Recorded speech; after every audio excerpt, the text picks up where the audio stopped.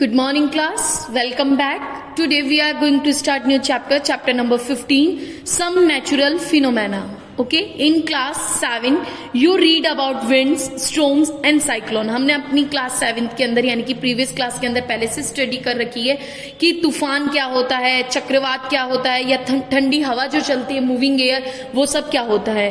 तो you learn that cyclones can cause a lot of damage. जैसे ही cyclone चक्रवाती तूफान आता है उससे बहुत सारे प्रॉपर्टी को, ह्यूमन लाइफ को बहुत सारा नुकसान होता है. You also learn that we can protect. हमने पहले से ये भी पढ़ रखा है कि कैसे हमें इन चीजों से, साइक्लोन से, स्टॉर्म से प्रोटेक्ट होना पड़ता है, खुद को कैसे बचा सकते हैं ये नेचुरल फिनोमेना से. In this chapter we shall discuss 2 other destructive natural phenomena. इस चैप्टर के अंदर हम कुछ अलग से 2 डिस्ट्रक्टिव नेचुरल फिनोमेना होता है जो भगवान ईश्वरीय देन होती है वो होता है. एक पढ़ेंगे लाइटनिंग यानी कि बिजली का गिरना, एक पढ़ेंगे अर्थक्वेक यानी कि धरती का फटना, भूस्खलन होना. We shall also discuss what step we can take to minimise destructions caused by this phenomena. और इसके हम जो भी डिस्कशंस करेंगे इसके स्टेप्स के, कैसे बचा जाता है, कैसे ये सब होता है. सबसे पहले पढ़ेंगे हम लाइटनिंग के बारे में. लाइटनिंग क्या होता है? You might have seen sparks on a electric pole when wires become loose. हमने देखा है जो भी पोल्स होते हैं वहां पे कोई भी वायर लूज हो जाते हैं तो वहां से बिजली मतलब स्पार्क्स होने लगता है. This phenomena is quite common. ये तो कॉमन होता है, नॉर्मल जनरल होता है. मतलब पोल्स के ऊपर कुछ भी हो जाता है तो स्पार्कलिंग हो जाती है. When wind is blowing, और उसी जगह पे बहुत तेज हवा चल रही है तो वायर्स के पास में हवा पहुंच रही है. You might also have seen sparks when a plug is loose in this socket. हमने ये देखा है सॉकेट के अंदर अगर प्लग भी लूज हो जाता है तो भी हम लोग देखते हैं स्पार्कलिंग होता है. Lightning is also an electric spark. तो हम कह सकते हैं लाइटनिंग जो होती है वो भी एक इलेक्ट्रिक क्या होती है, स्पार्क होता है, but on a huge scale. But ये बहुत बड़ी मात्रा में, बहुत बड़े जगह पे होता है.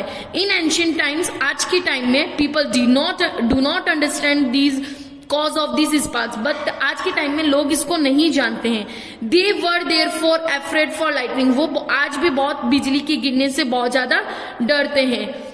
Now of course we understand the lightning is caused by the accumulation of charges. हम कह सकते हैं जो बिजली गिरती है या बिजली जो चमकती है, लाइटनिंग जो होता है वो चार्जेस के, कोई भी चार्जेस के मिलने से होता है. बादलों के अंदर कोई भी जो चार्जेस होते हैं, पॉजिटिव हमने पढ़ा है, पॉजिटिव नेगेटिव यानी कि एटॉम्स वगैरह पढ़े हैं, उनके चार्जेस के बादलों में मिलने की वजह से क्या होता है, लाइटनिंग होता है. तो we need not be afraid for lightning. तो हमें उससे डरना नहीं चाहिए. But we have to take precautions. ऐसा नहीं है हमें डरना ही नहीं चाहिए तो हम बेफिक्र रह जाए, बट हमें प्रिकॉशंस, हमें उसकी सावधानियां भी पता होनी चाहिए कि हम कैसे खुद को बचा सकते हैं.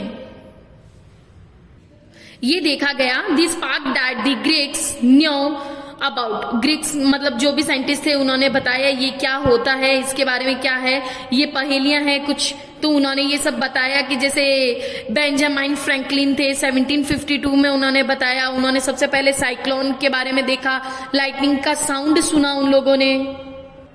अब हम पढ़ेंगे चार्जिंग बाय रबिंग. कैसे चार्ज चेंज होते हैं, कैसे क्लाउड में चार्जिंग रबिश होता है. When a plastic refill is rubbed with a polythene. हम एक प्लास्टिक रिफिल को लेते हैं, उसको पॉलीथीन से रब्ड करते हैं.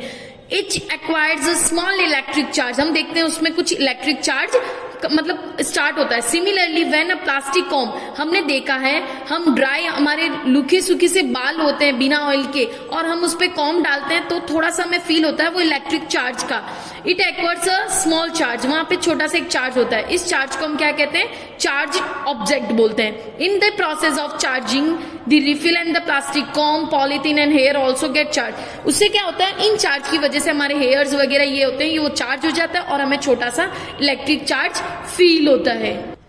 Types of charge and there interaction. Charge कैसे, कितने टाइप्स के होते हैं और उनका इंटरेक्शन कैसे होता है वो हम पढ़ेंगे. हम लोगों ने पढ़ा है कि चार्ज जैसे कोई भी हमने पढ़ा है, एक पोल होता है उसमें 2 चार्ज होता है, नॉर्थ और साउथ. क्या होता है, north and south.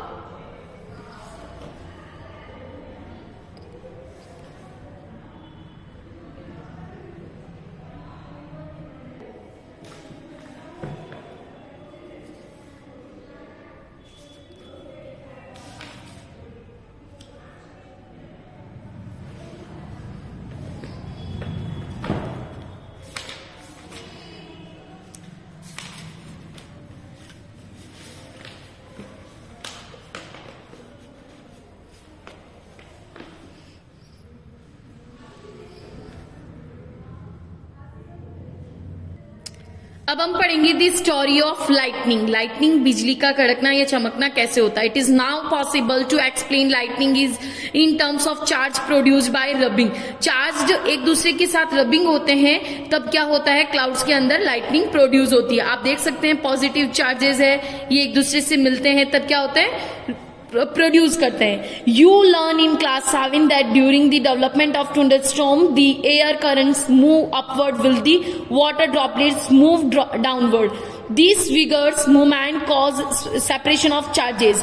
By a process not yet completely understood, the positive charge collect near the under edges of the clouds. ये क्या होता है, क्लाउड्स के अंदर चार्जेस एक दूसरे के साथ मिलते हैं और एक चार्ज बनाते हैं, अलग चार्ज, जिसको हम बोलते हैं लाइटनिंग का चार्ज, और वो उससे लाइटनिंग प्रोड्यूस्ड होती है। हम देखेंगे लाइटनिंग से सेफ्टी कैसे होते हैं। Hearing thunder is an alert to rush to a safer place. Safe place पे जैसे हमें पता चले तो हमें सेफ प्लेस पे चला जाना चाहिए। After hearing the last thunder wait for some time before coming out of the safe place. जब तक थंडर की हमें नहीं सुनाई देता कि वो थम चुका है, रुक चुका है, उससे पहले हमें बाहर नहीं आना चाहिए। फाइंडिंग अ सेफ प्लेस, हमें सेफ प्लेस का ध्यान रखना चाहिए, कौन सी जगह पे बैठना है। If you are travelling by a car और by bus, you are safe inside with windows and doors of the vehicle shut. तो उनका विंडोज वगैरह हमें बंद कर देना चाहिए, और ट्रैवलिंग के टाइम यानी कि कार बस में बैठे तो उनका विंडोज बंद करके उसी के अंदर बैठना हमें चाहिए। ये देखिए, ये है लाइटनिंग कंडक्टर बनाया हुआ है। लाइटनिंग कंडक्टर यानी कि लाइटनिंग को रोकने वाला या उसी से निकालने वाला। Lightning conductor is a device used to protect building from the effect of lightning. Lightning, ये देख सकते हैं बिल्डिंग के ऊपर लाइटनिंग कंडक्टर लगाया गया है, जिससे क्या होता है, जो लाइटनिंग आ रही है, बिजली आ रही है, उससे बचा जा सकता है उसके इफेक्ट से। ये एक मेटेलिक रोड होती है, टॉलर होती है, लंबी सी होती है, बिल्डिंग के ऊपर लगाई जाती है। Is installed in the walls of the building. Building की वॉल्स के ऊपर भी इसको कंस्ट्रक्ट किया जा सकता है। One end of the road is kept out in the air. एक रोड का एक छोर तो आसमान में रहता है, मतलब ऊपर की तरफ रहता है, और एक जो होता है वो नीचे की तरफ ग्राउंड में दबा हुआ होता है। The road provides easy route for the transfer of electric charge to the ground. तो वो जो इलेक्ट्रिक चार्ज होते हैं वो उसको बाहर निकालने में हेल्प करता है। तो ये है, ये मेटल कॉलम्स होते हैं, कंस्ट्रक्शन करवाया जाता है वायर से बना हुआ। ये क्या होता है, लाइटनिंग थंडर। तो आज हम लोगों ने पढ़ा लाइटनिंग के बारे में। नेक्स्ट क्लास में हम इसमें अर्थक्वेक्स के बारे में पढ़ेंगे, भूस्खलन क्या होता है। Okay students, good day, thank you.